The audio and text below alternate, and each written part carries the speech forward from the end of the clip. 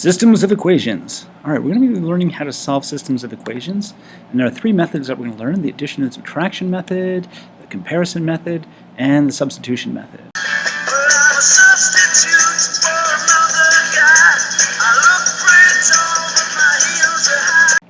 Okay, so the first thing we're going to look at is the addition and subtraction method. All right, so here we have an example. We have negative 2x plus y is equal to 3, and we have 2x plus 8y is equal to 6.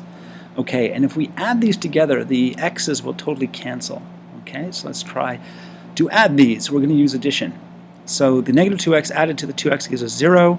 The y added to the 8y gives us 9y. The 3 added to the 6 gives us 9. Then if we divide both sides by 9, you get y is equal to 1. All right, we can feed that back into either equation. It doesn't matter which one. And so I'm just going to take the bottom one. And so we have 2x plus 8 times y, and the y is equal to 1. So we have 2x plus 8 is equal to 6. So I'm going to subtract 8 from both sides. And that gives us 2x is equal to negative 2. Divide both sides by 2, and that gives us x is equal to negative 1. All right, here's another example. You have 2x minus 3y equals 6 and 2x plus 8y equals 6. Now, here the two x's, the coefficients are the same. So what I'm going to do is I'm going to subtract them. Okay, so if the coefficients are completely opposite, you can add, but if they're the same, then you can subtract. Okay, so I'm going to subtract. So 2x take away 2x is 0. And remember, to subtract, you're adding the opposite. So you can change this to add by just changing the sign of every single term. Okay, that's another way of doing it. So 2x take away 2x is 0.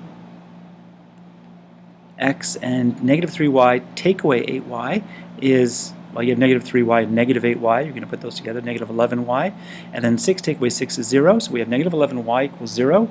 Divide both sides by negative 11, and that gives us y is equal to 0. So we're just going to feed that back into one of these equations. So I'm going to take the top one. 2x minus 3 times 0 is equal to 6. So that gives us 2x equals 6. Divide both sides by 2, and x is equal to 3. Okay, so our solution here is x is 3 and y is 0. All right, let's go and look at our second method, which is the comparison method. So here we have y equals 2x minus 7 and y equals 1/2 x minus 1. Now, this is the one you use most often if you have the y isolated, okay, or the x isolated. You could do that too, but more often than not, the y is going to be isolated because these are, okay, or functions of x, but it's like, you know, f of x is equal to 2x minus 7, that kind of thing. So often the y's are already isolated for you, and so we can say, okay, y is equal to 2x minus 7, and y is equal to 1/2 x minus 1, so 2x minus 7 must be equal to 1/2 x minus 1, okay, when these two lines are equal, or when these two equations are equal. So 2x minus 7 equals 1/2 x minus 1, and then I just want to solve. I want to get rid of that 1/2, so I'm going to multiply everything by 2. That's one way of doing it. Okay, so when I multiply everything by 2, the 2 times 2x is 4x, the 2 times negative 7 is negative 14, the 2 times 1/2 x is x, the 2 times negative 1 is negative 2. All right, so I want to get all my x's on one side. I want to get rid of that x, so I'm going to subtract x from both sides. So that gives me 3x minus 14 is equal to negative 2. And now I want to get rid of that negative 14, so I'm going to add 14 to both sides. And that gives us 3x is equal to 12. All right, now the only thing stopping the x from being alone is this 3, so we're going to divide both sides by 3. And that gives us x is equal to 4. Okay, then we're going to feed that back into one of our equations and solve for y. So I'm going to take the top one because it has no fraction. But even if I take the bottom one, 1/2 of 4 is 2, take away 1 is 3. Whoops, 1/2 of 4 is 2, take away 1 is 1. Doesn't matter which one you pick. So 2 times 4 is 8, take away 7 is 1. So you're going to get 1 in either case. Okay, so y is equal to 1. So x is equal to 4, y is equal to 1 is your solution. Let's try another example. Here we have x is equal to 3y minus 6 and x is equal to 2y plus 1. In this case, we've isolated the x's. So that means that 3y minus 6 is equal to 2y plus 1. Okay, so 3y minus 6 is equal to 2y plus 1. And by the way, it's in terms of, like, you know, when you draw these as lines, it's at one point they actually coincide, right? So if let's go and have a look at our line making machine. Okay, you end up getting two different lines. They're not always equal, but at one point they are equal. So right here, if you look at it, it's when the x is equal to 15 and the y is equal to, 7 and 15. Okay, when x is 15, y is 7, so 15, 7, they're equal. Okay? Okay, so back here. So what we're saying is 3y minus 6 must be equal to 2y plus 1. Okay? And they're equal at that one point where the two lines coincide. Alright, so I want to get all my y's on one side. I have more y's on my left-hand side, so it's easier to get rid of the two y's. So I'm going to subtract 2y from both sides. And that gives us y minus 6 is equal to 1. And then I'm just going to add 6 to both sides to get rid of that minus 6. And then I'm going to, that gives us y is equal to 7.